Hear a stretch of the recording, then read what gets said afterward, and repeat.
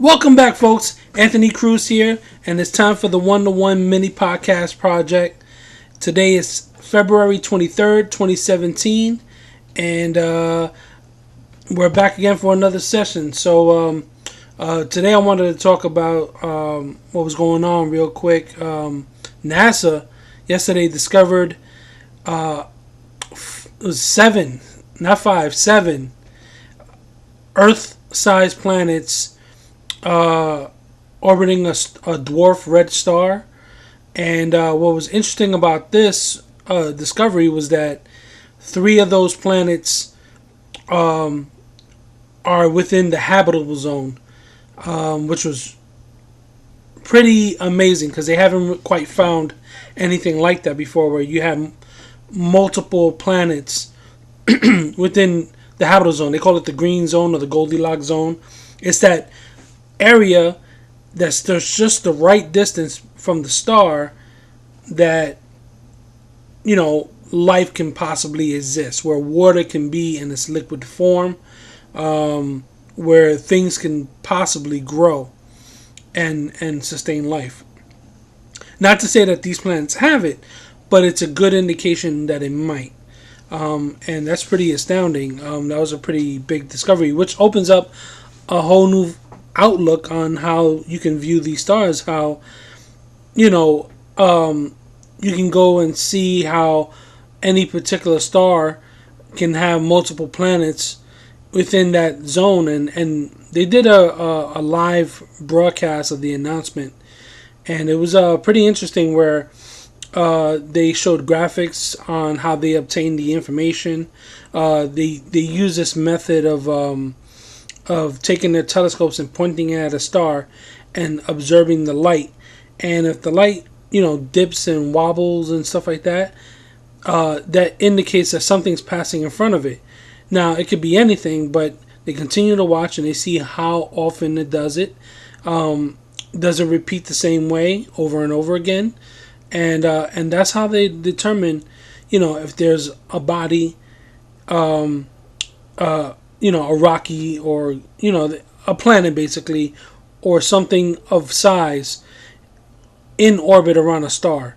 And then based on how the light is interrupted, they can determine whether or not, what composition the planet is made up of. Is it gaseous? Is it a rocky planet? You know, just things like that, because light passes through the atmosphere, and based on the, I guess, on the color coding, I'm not sure exactly how it works, but they can determine whether or not, you know, if it's oxygen or if it's helium based or whatever the case may be. So that was pretty big news for them. They're gonna continue to observe it and see.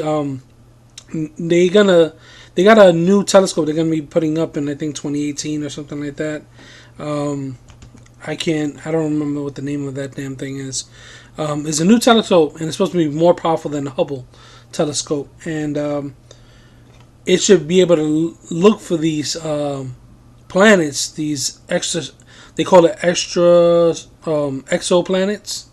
You know, they're not anywhere near close to Earth. And they can see what it is and everything like that. I think it's really cool. I think everybody should go on to nasa.gov or go on to the Huffington Post. They got an article about that, and I think that's really cool. And that kind of led me on down a rabbit hole. Pardon me for clearing my throat. For some reason I'm like really dry, and like I said, when you're doing these things, you should have water nearby. But there was it kind of led me down a rabbit hole where I started to think back about what it is I know and don't know, and I realized I'm not that smart. You know,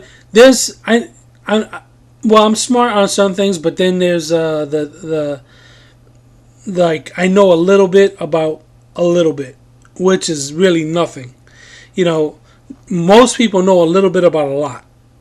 You know what I'm saying? They don't know, they're no expert on any one thing, but they know they have a basic common knowledge on things, on a wide range of topics, whether it be history, judicial system, pop culture, you name it. Anything that you can talk about in detail. There's a certain common knowledge that most people have. And yeah, I don't have that. And I'm not talking about people who can sit down and answer the questions on Jeopardy. Those people fucking astound me. I don't know how the contestants do it. I don't know how people at home can do it. They sit there and they got these freaking questions, and I'm just blown away about how much they actually know. Not alone the people who are on the show, they fucking study for that. So they're geniuses in their own right, to kind of remember all that information. And then they come off of multiple games because they won the previous one, the last week's champion or whatever. So that's pretty impressive on that. But then you got people at home who like to watch Jeopardy and know these fucking questions. I might have to start watching Jeopardy just so I can learn some shit, because I'm not getting anywhere what I know. Anybody even starts to remotely talk deep about paganism or history, or I won't even sit here and brag about that I know the Bible inside and out. I know things, and then most of it I gonna go okay, because I don't know. There's some things you put an effort into, and I guess I was sorely lacking in that. It's kind of a little bit of a confessional, but damn, the people who know a little bit about a lot can go in there and talk the talk. When you hear me not input anything, because I don't know shit.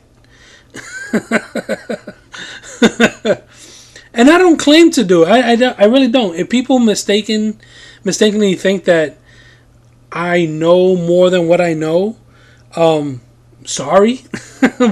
Not sorry, but no way I make it known. I make it seem like I know more than I should.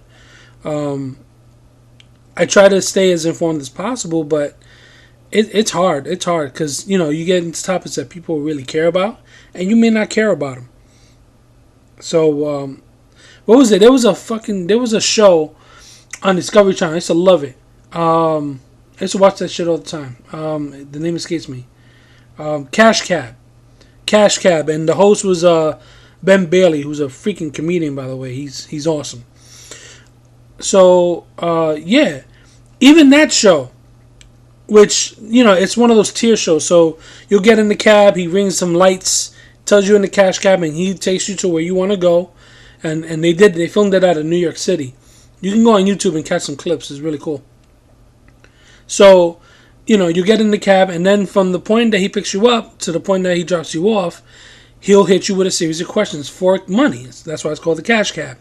And there's tiers. So it's like he'll ask you 4 questions at $25 a piece, and then he'll go up to $50, and then to $100 and stuff like that. So you can, if you have a long ride uptown, and you're good, and you can last the whole trip. Well, you can really make quite a bit of money, and that's right in your pocket. So even that show, people get in there and start answering questions. Look, I could probably get through the first tier because they're really simple questions. They sometimes they're a little tricky, but for the most part, yeah, you can get through the first tier. But then when you start hitting them $50 questions, $100, $500 questions, yeah, that shit starts to get real serious.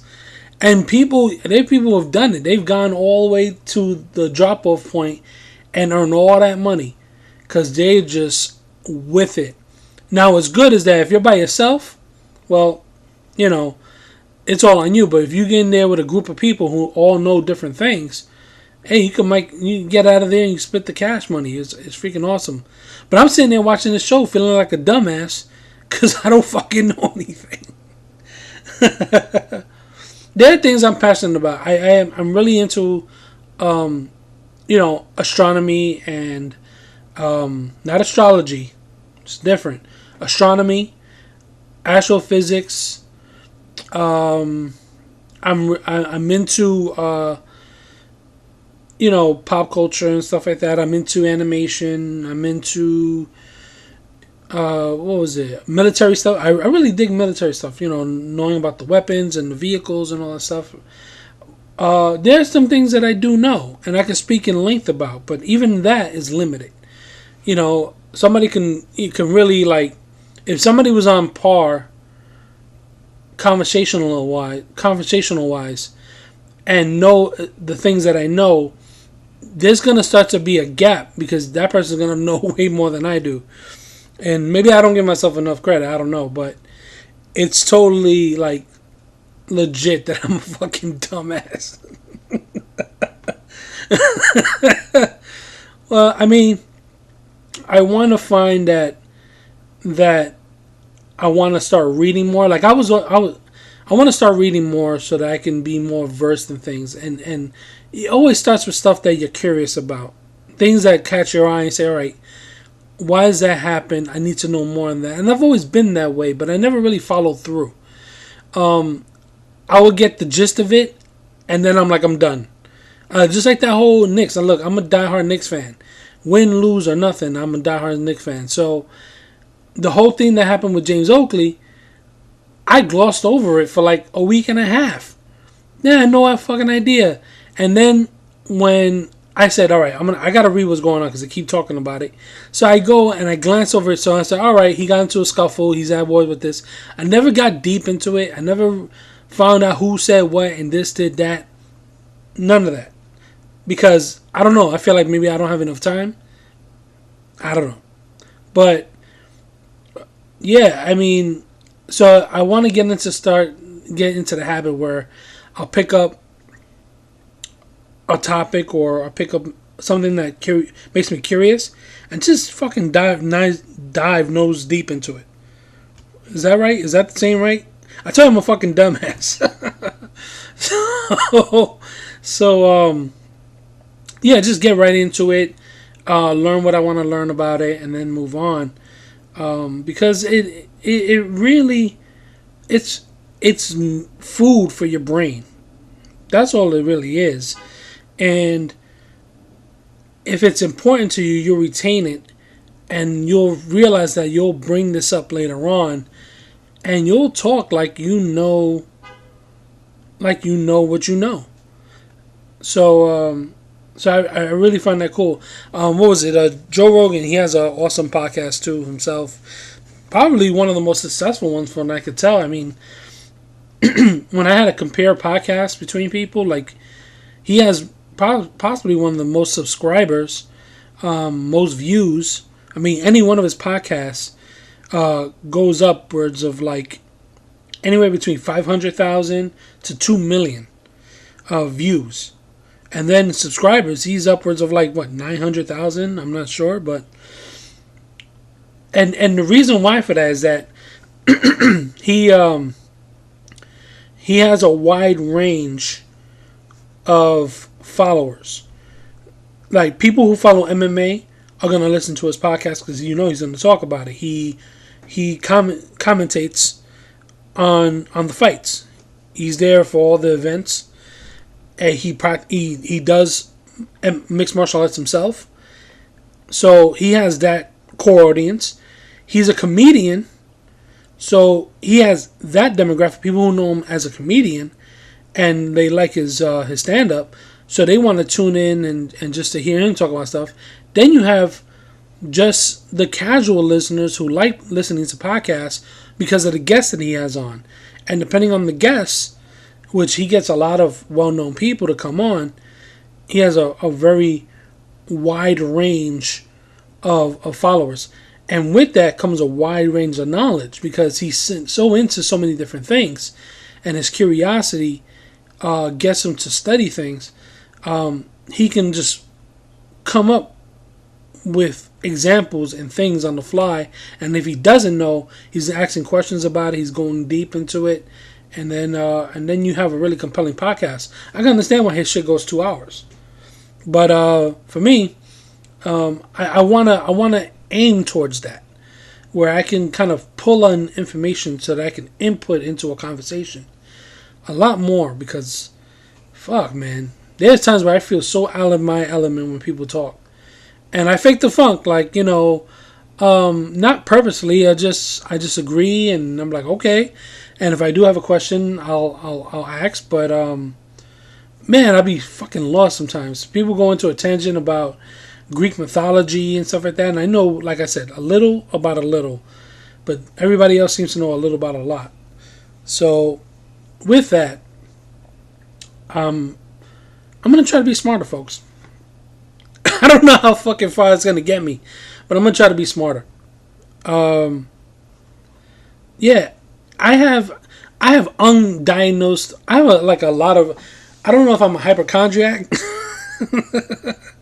for what was it, this, like, I think maybe I might have ADD undiagnosed.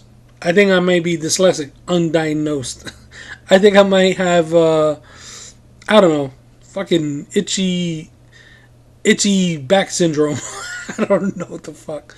So but yeah, it's just understanding about who you are and how far you can push yourself to be better, to reach a knowledge and reach a certain level in your knowledge. And that's the thing about knowledge, like, you can never get enough. You can always go higher. Your knowledge base, there's always something to learn. There's always something to expand. You're already contained knowledge of it. There is no limit on how far you can go in learning things. I mean, that's possibly the only freedom we have at all, is the power to learn. There's no limit. As long as you can set yourself the time to say, okay, I'm going to study this, I'm going to read this, I'm going to apply this knowledge, then yeah, I mean, there's no stopping you. But it's got to come from within you. It's got to come from me. If I really want to get to that point where I can build things with my hands. Like lately I've been watching more informative stuff rather than entertaining stuff. Throw on a movie, I'm entertained. Throw on some music, I'm entertained. But since starting the podcast, the corner, and doing things, I started watching more informative stuff, more science stuff, more how to do it yourself things, to become knowledgeable in these things. And in the event that I want to attempt to do these things, where I have a guide. That's the gist of it. Yeah, I mean, this shit I want to build. I want to build what I want to build? I want to build one of those Murphy beds. I've been wanting to buy one, but they're so damn expensive. You're talking about like maybe $18 to $2,500, or maybe even $3,000, depending on what it is that you want. But with information out there, you can fucking build your own Murphy bed. And if you're not sure what a Murphy bed, look it up on YouTube, look it up on Google. But it's essentially a closet that has a bed in it, and then you pull the bed down, and that's what it is. And when you have a small space, those things are freaking awesome, because you kind of hide it away, and you when you have guests, they're like, oh, where do you sleep? Oh, on the floor. Or you just show them. You pull down the cabinet portion of the Murphy bed, and there's a mattress behind it, and it's freaking awesome. And they have videos on YouTube and instructionals on the internet that you can build this shit. The information is all there now. There was a time when you had to take your ass to a goddamn library, and you'd be lucky you find what you were looking for there. But that's where you were going to go to get all your knowledge. Anything you wanted to do, anything you wanted to build, that's where you would go. Now, there's no excuse. It's at your fingertips. So I'm starting to do that more now. And I promise trying not to be a dumbass. All right, so that's my rant. That was what was on my mind for today. And thank you for joining me, and I'll see you next time on the Mini Podcast Project. 101, I'm Anthony Cruz. I'm out. Peace.